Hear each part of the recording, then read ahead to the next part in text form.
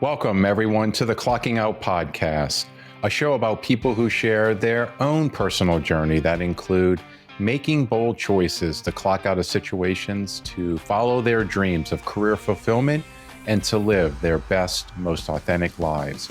I'm your host, Raymond Lee, and this podcast could not be possible without the support of Careerminds. More about Careerminds after the show. Today, I am incredibly excited to bring you Kendra Dahlstrom. Kendra has spent much of her corporate career in marketing and communications, but has always had a passion for developing leaders from the inside out, improving their communications, their relationships, influence, and their overall impact. Kendra has been evolving her career as a wellness expert and volunteers her time supporting postgraduate women aspiring to be leaders in business. Kendra shares her personal journey from corporate marketing and communications to possibly one day a chief wellness officer. So without further ado, please enjoy Kendra Dahlstrom and her clocking out story. Kendra, it's so good to see you. Welcome to the podcast. Thank you. It's great to be here with you, Raymond. So I have to tell you before we get started, I've obviously was doing my homework,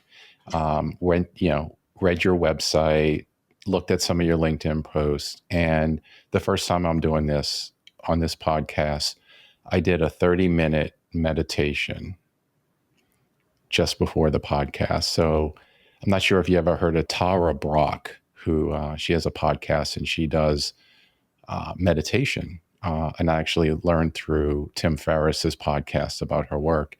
And so I do a lot of meditation, and I felt, as you're sort of the well-being expert, I thought you'd appreciate the fact that I did literally, and I'm not sure how I feel. Like I feel very relaxed right now, but I just finished a nice little 30-minute quiet meditation exercise. That's awesome. Well, I'm good for you. I mean, it's always a powerful thing. And I think one of the things I love the most about it is it makes it okay to be wherever you are. So even if you come to the podcast today with maybe feeling a little less energy, but you're still present, that's what it's supposed to be. So. I feel like I have a level of awareness. So I had a lot of work that I was doing a little bit earlier. And so it sort of cleared my head for the conversation. I don't think I'm going to be dozing off. So you're going to see an attentive awareness Raymond today. But I felt it was very appropriate in the spirit of wellness and well-being that, just having a moment of reflection and coming today present. So I'm looking forward to hopping in. Thank you for that. Yeah. I am too. So we're going to get to a lot of the work that you're doing today around well-being. But as I do, I like to sort of start from the beginning. I would love for you to share a little bit about where you grew up, family, siblings, things like that. Yeah. So I am a California native. Out back in the day, 50 years ago, it was a big thing. Now it's not. It's pretty common. Raised in Northern California, actually went to high school where Steve Jobs went to high school, and Steve Wozniak High School. So in the center of the Silicon Valley, born and raised there. My parents divorced when I was about 2.5 years old.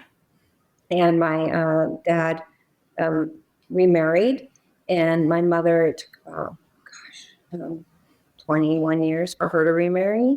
Kind of grew up with one sister, and then I had some step siblings, stepbrother and stepsister, and then very later in life, got another stepbrother. But it was really pretty much just my sister and I, and my mom, and then doing the every other weekend and half every other holiday and half summer thing with my dad. And so on. I can totally relate to that. My parents separated when I was 8. I have a brother. How old is your sister? How much younger or older is she? She's about 4.5, 5 years older than me, so I'm the youngest.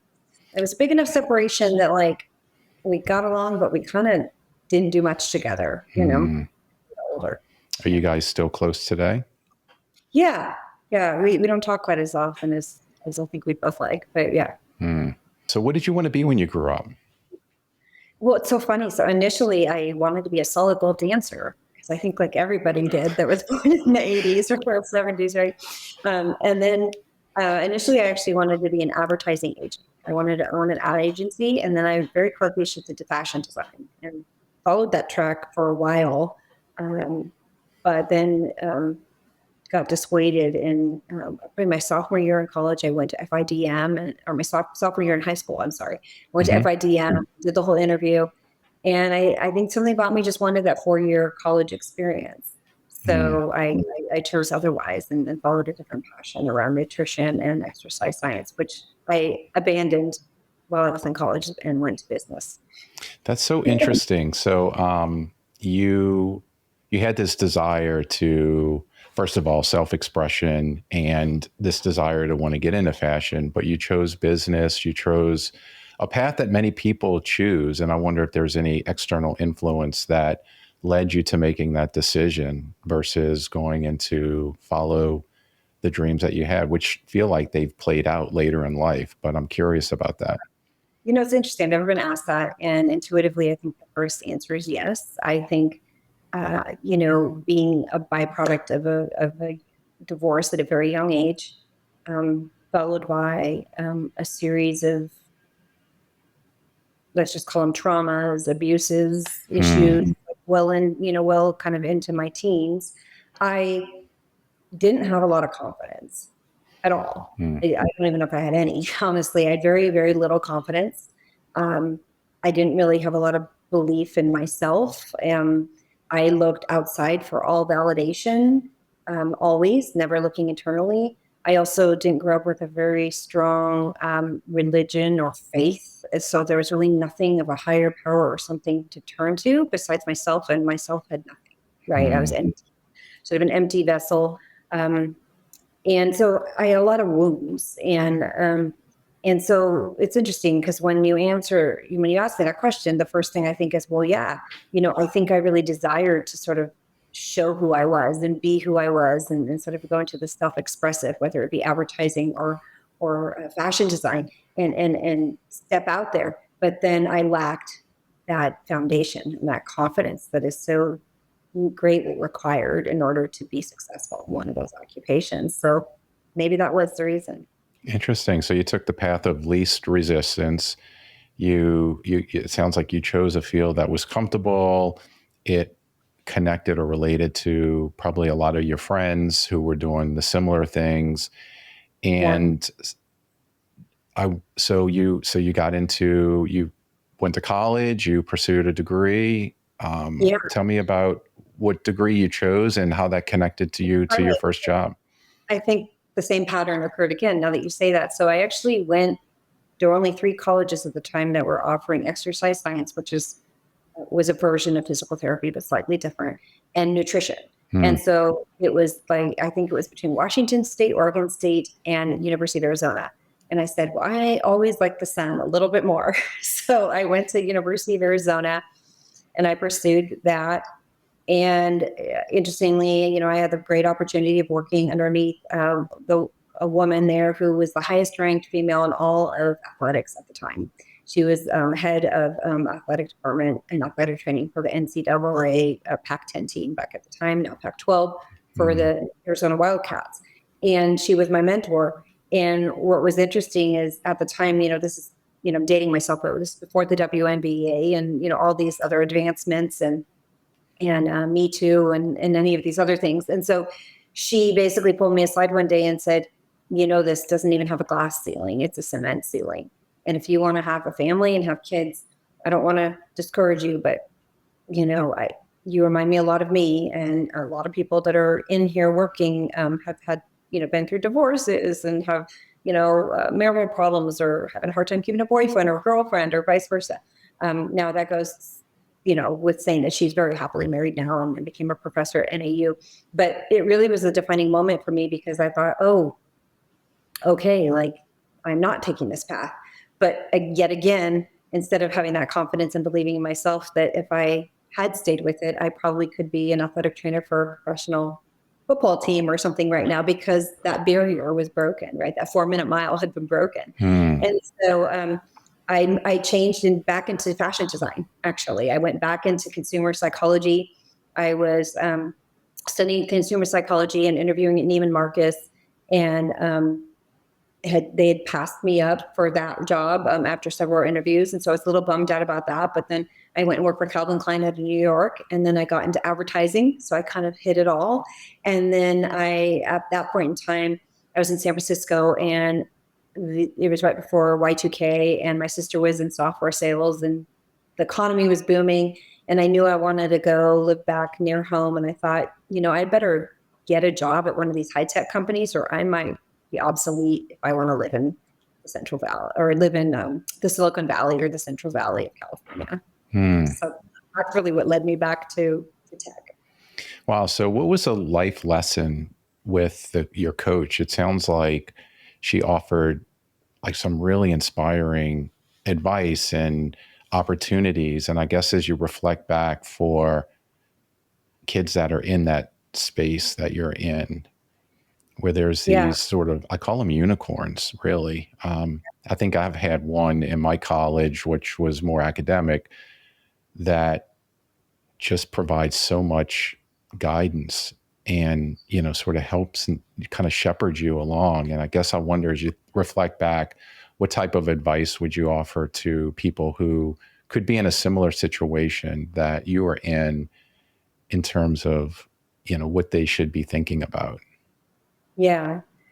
Well, I think what was helpful in what she provided, although neither of us, could see with the crystal ball what the future was going to hold for women in athletics, was perspective on how much I think she saw maternal instinct in me, and she saw, well, I don't even remember if it was in conversation, if I ever said anything. I don't, remember specifics, but I just know that my guess is she probably saw that in me, because I actually had one incident later in life, as I actually was asked to interview for the FBI. And then they, kind of a long story, but they ended up referring me to the CIA. And so the CIA called me and was interviewing me on the phone, because that's how they did it back then. And they basically stopped me in the middle and said, well, if you want to have a family, you probably shouldn't come work for us. And so there's some common thread there where I think I must have, maybe even though coming from kind of a broken background, I still very strongly wanted to create a family of my own and be able to do it in a way that I thought hopefully was better, no judgment for my parents, but better than what had been occurred for me, I guess. And so I think that's a common thread for me. And so I think the lesson there from her was that, really think about what your future goals are, and don't not take chances out of fear, but you really think something's going to get in the way of something that's really important to you, like having a family, then I would, think twice about it. As you were starting to develop your career at Calvin Klein and in the corporate setting, did those sort of stereotypes play through in your career, and were opportunities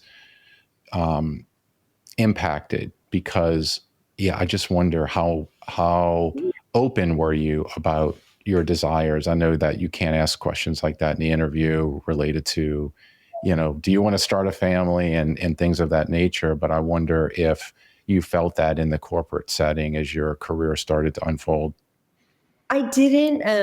And part of it was probably because I really struggled to find healthy relationships. No surprise, based on how I grew up. So I really struggled to find healthy relationships. I had several long-term boyfriends, but they just weren't the healthiest relationships for whatever reason. And I'm, responsible for some of that. But at the end of the day, I just didn't know what healthy looked like. I had no role models, and again, I'm taking full accountability for the decisions I made, but I just didn't know what healthy looked like. And so how that really plays into the work setting is that work became my relationship. Even though I desired an outside relationship, I became somewhat of a workaholic, because I also was coming from a severe sense of insecurity. And so I had to prove myself. And so all I really felt like I had to hang my hat on was my ability to be a high achiever. And so I was always accountable for that.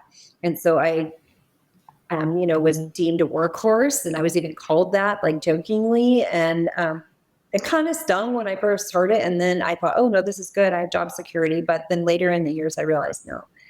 And I think that's one thing that led me into this well-being path, Raymond, is that just for so many years, I was I was operating highly functional, high achiever, dabbled in some recreational drug use in my early, mid 20s, like nothing I'm proud of, nothing where I'd say I was an addict, but just nothing I'm proud of. And I was just trying to lick my wounds, for lack of a better term. And then kind of found myself into the one thing I knew I could do really well was work and work for others. But that has its own double edge, the sword of it too. Finding fulfillment. And anyway, I appreciate you sharing those struggles because it certainly is a foundation of who you are today. Yeah, well, absolutely. And I'm a big believer that as much as it's not 100% true, oftentimes you need to hit rock bottom, whatever it is for you in that moment. And it may vary in order to actually either figure out and, be pushed to make a change. Right. And sometimes it's just finding resources outside of yourself. Sometimes it's finding the resources in yourself. I think my lesson through my whole life was to stop looking looking outside for even for counselors and psychologists, and bless them all. And they have a great job and a role in society. So there's nothing wrong with that.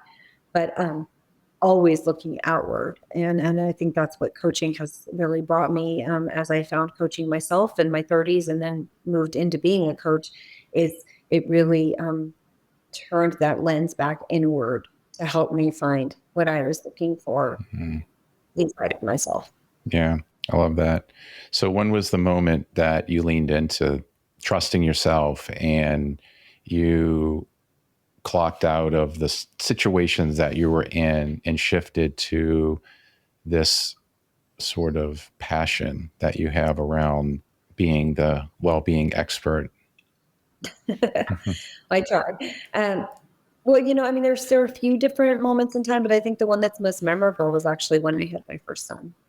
And I think there was something that came along with sort of the power of growing and birthing a baby. And just this sense of like, oh, I can do this. I'm more of a warrior than I thought I was, kind of thing. And so that's really, I felt like when I stepped it up. I also had started working with my first coach, and she's a coach that's really, sought after and well known out of Manhattan.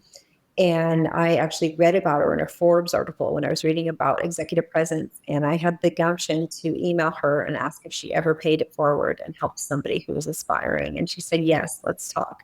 Oh, And so she became my first coach and taught me a lot.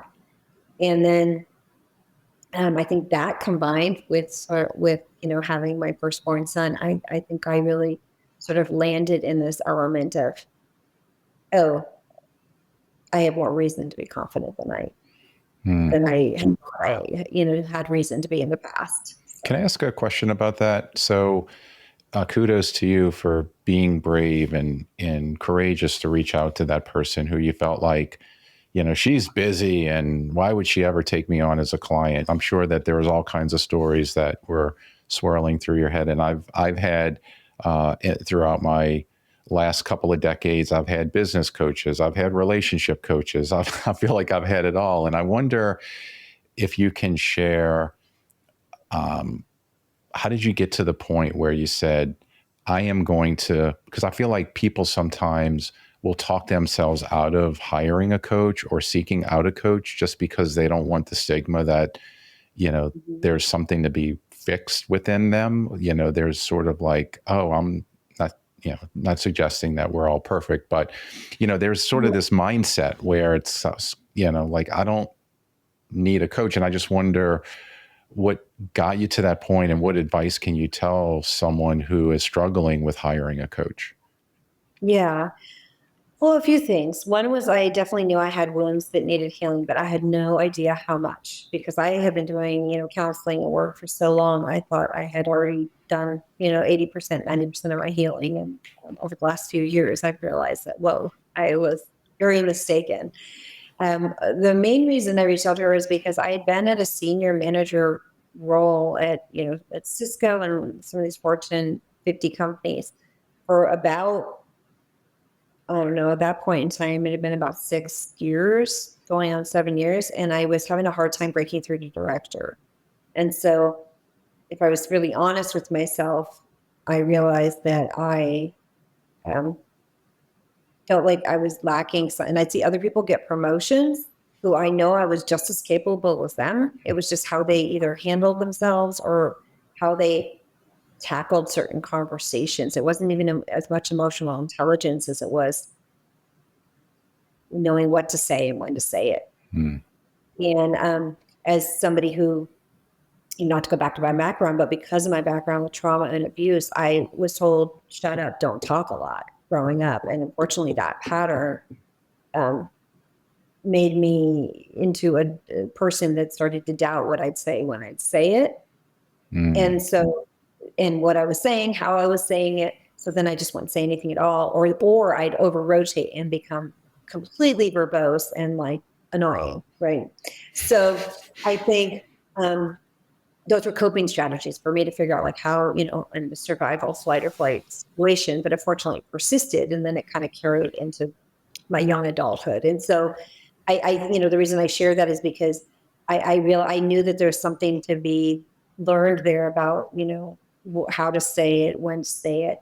And I knew I lacked some confidence. And so I felt like if I could get a handle on that. And so what she really helped me with was, she gave me, reasons to be confident, but what she really helped me with was, here are the skills and tools that you need. So you fake it till you make it if you have to.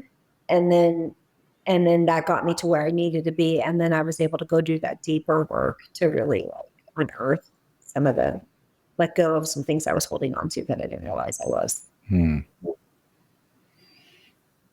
So there was a moment, it sounds like, through that coaching process, the work that you were doing with your coach, where you identified, this is what I want to do. Well, yeah. So I wanted to be a director. And so she helped me get that job. And then we continued our work as I was a director. And then we had a very unique conversation one day where I remember she asked me, well, what is it you really want to be doing? I know that you're doing this right now and you retire, as a VP doing this or that, but what do you really want to be doing? And I said, what I really like to do is what you're doing. She said, what? I said, yeah. And so, at that time, she just advised me on, well, there's a lot of coaches out there and it's kind of gotten a bad name. And if you want to be, you might want to consider getting a counseling degree or going back and getting your master's in psychology if you want to be taken seriously or doing these different things. And so all of what she said was accurate and true. Of course, I took it, a little heavy because of my insecurity and was like, oh, she just basically told me I'm not worthy. Mm-hmm. And I didn't say it that way out loud, but that's, if I'm honest, as I look back, that's kind of what I was thinking. And so I just started to seek out different coaching programs and just started it, and then really just realized as I was doing that I had so much work to do myself. I really had no business helping anybody else. Yeah. However, as I was still working corporate and doing this for myself, I would start to just inherently use the practices, tools, and give advice like I had heard and learned through these coaching programs. And I started to realize it was working. And so then the executives would start to come to me and ask for advice. And so that lasted for probably about a good 10 years. And then finally I made the transition over into actually a formal HR role, leading executive leadership development right before the pandemic in 2020. It took me a while. And during part of that time, I actually clocked out and did my own consulting thing, but it was more of a marketing focus. It was less of a leadership development focus. And why did you do that? I'm curious. I was actually part of a company that got acquired, and I worked at that company for about a year and a half, and then they had workforce reductions and kind of did the tail end of the layoffs connected with the acquisition. And so I was part of that. And so I was going to look for a new job, but I was feeling really burnt out at that time. We'd gone on a family vacation to Hawaii and came home. My kids were about 3 and 4 at the time. And I remember we were going to bed and my son would start crying. He didn't want to go to bed. I think it was my older son, he's 4. And I said, why are you crying? Going to bed's my favorite time of day. And my husband just kind of looked at me and he said, if going to bed's your favorite time of day, then we need to talk. Something needs to change. And he was right. He made me realize that like I should be looking forward to the mornings and waking up and experiencing a new day. And I wasn't. Um, it wasn't anything about the company or the people. It just wasn't the right fit for me. And I was burnt out. And so I decided to go do my own thing for about 1.5 years. And then um, after doing that, and, I was able to make some ends meet, but the business development, like, and having 2 young kids, that wore me out. And so I just thought, okay, I'm ready to go back into corporate. So I stepped out for a bit and then stepped back in. And yeah, I love you sharing that story. I feel like it sounds like you did the marketing consulting gig because that's what you knew and you could get work right away versus stepping into the leadership development space, which obviously came later. So that makes sense. What did that next opportunity look like? Was it a leadership development opportunity? And were you now pivoting into this new career? It was quasi. It was a mergers and acquisitions operations role with some focus on the human capital aspect. So it Okay. was sort of my way to use coaching skills during a time in businesses that is pretty tense and ambiguous or stressed out.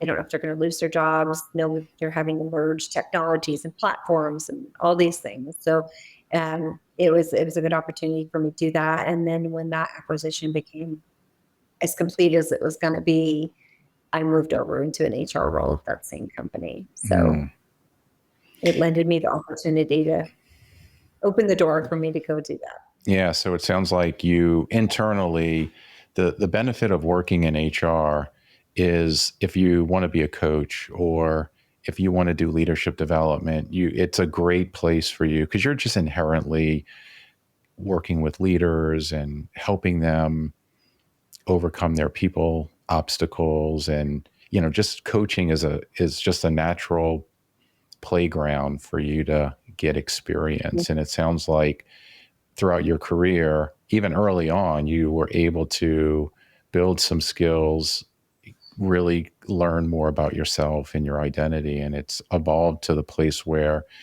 you ended up launching your own company, right? Yep. Yeah. And so, yeah, it's been kind of, a lot of my rate of things, but, the common thread through it all was um, that I've always been a big advocate for well-being. It's always been a passionate of mine. It started out more as a coping strategy for me at 13, trying to figure out like my family, personalities. So I started studying human behavior, and it's really led me through every role I do. So even communications and marketing, if you really understand human behavior, those are easy jobs, right? And if you really understand human behavior, you can understand operations, you can understand mergers and acquisitions, you can get ahead of things. I did change management, you can get ahead of that.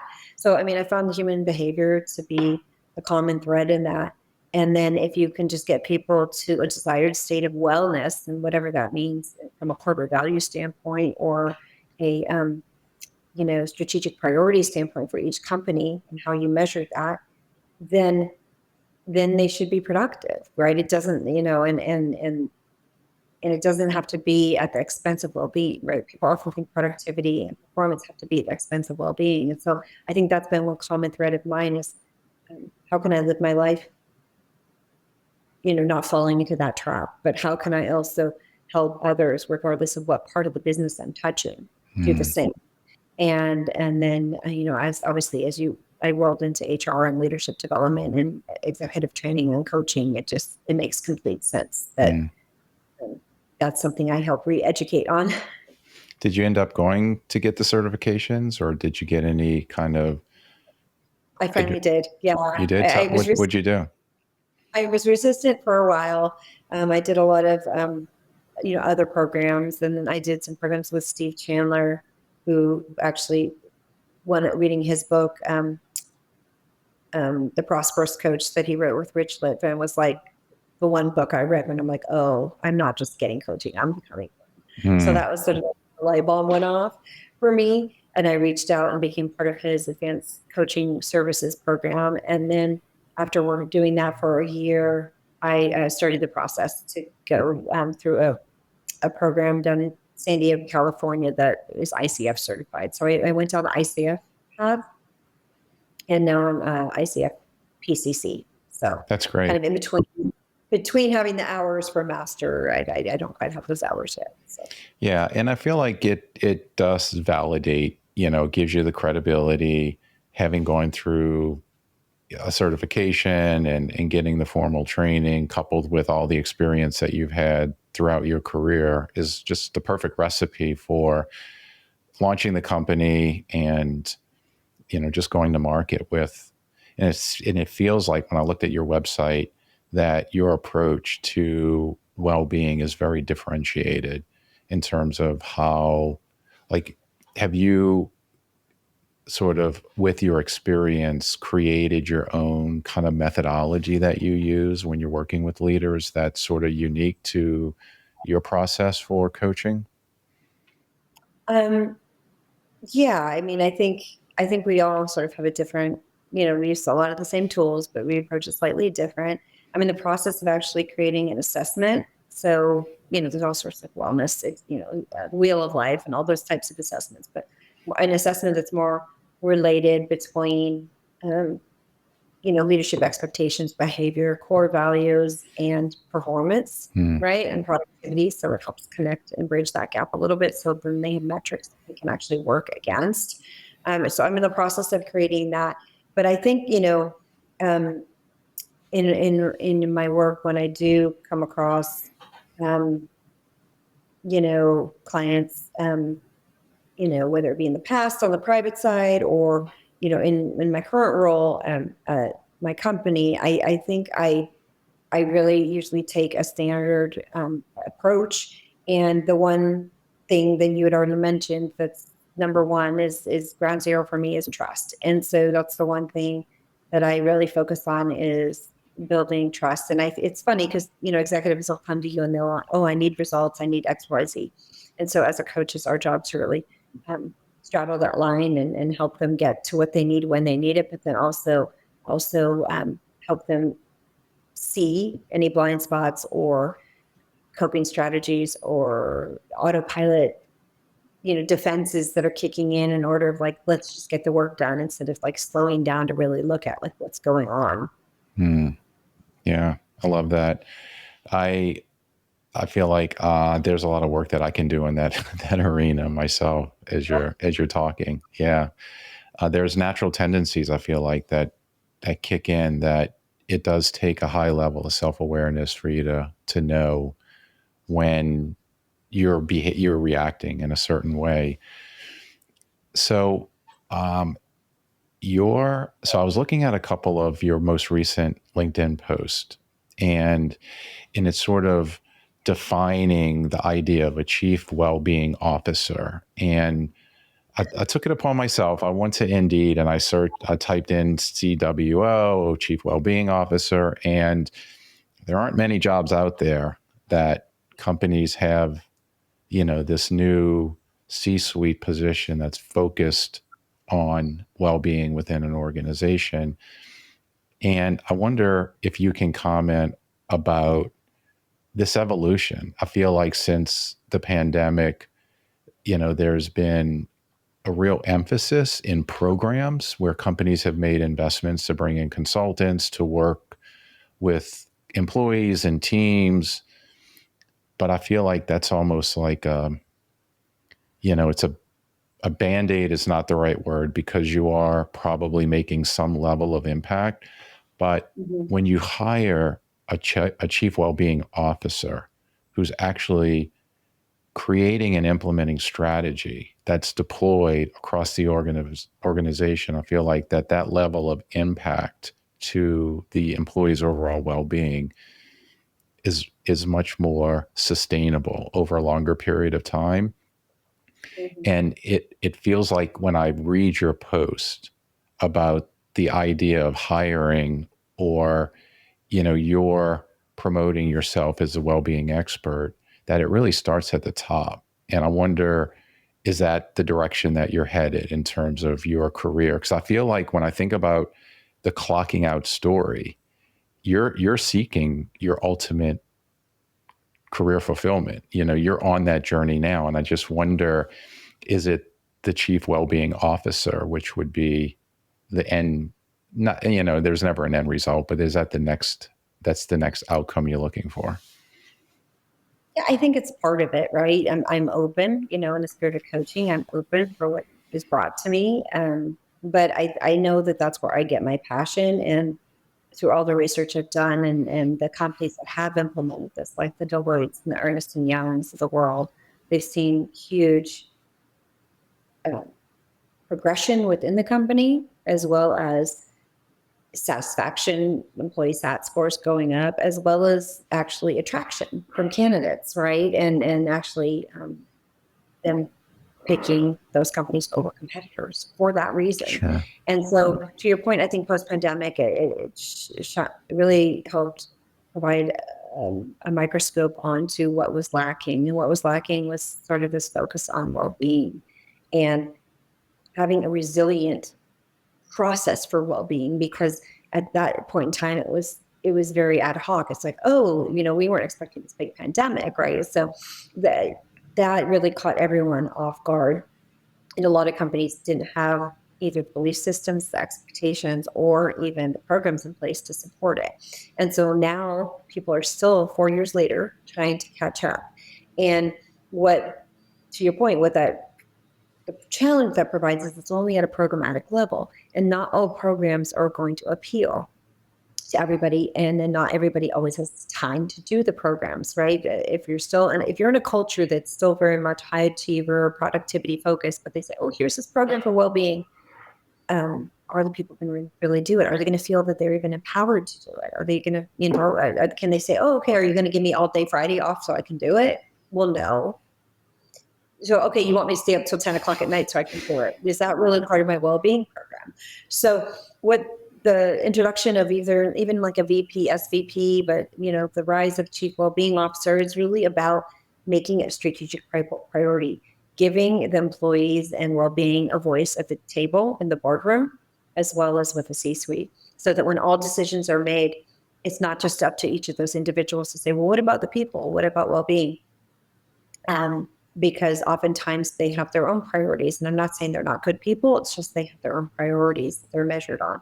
So if you have somebody who is strictly measured on well-being, you're always going to be asking questions when decisions are made about how it's impacting the well-being. Everything from product decisions to workforce reduction decisions to mergers, acquisitions. I mean, it goes very broad. And so I think what I'm seeing is that my estimate is that with the way that employees are making more demands of their employers and the way that their employers are responding slowly but surely, I think in the next 5 years, we're going to see almost every Fortune 50 company have some sort of VP, somewhere between VP of well-being to a chief well-being officer. Many would say that, oh, that's part of the vice president of people and culture role that you see a lot out there. And if you were to read through those job descriptions, it's usually not in there. It's usually employee satisfaction. So it's still very metrics based. Mm-hmm. It's not based actually like working backwards from the employees to find out what it is that they need in order to feel that they are in a state of wellness, mind, body, and spirit, so that they can function their best. And then that productivity, performance will report. I love that. And that's so well said. I feel like the people and culture is very metrics focused. And I love that you're out there, you're producing content, you have your own practice where you're doing coaching, you're working internally at a company, practicing what you preach. But I love that you're out there sharing what companies should be promoting within their organization to promote that well-being culture that I feel like people are looking for that. So we're going to wrap up here. And first of all, Kendra, really, really appreciate you spending the afternoon here. I personally learned a lot about well-being and what I need to do at our company in terms of promote. I don't know that we can afford a chief well-being officer just yet. If we do, you're going to be the first person that I reach out to help me write the job description.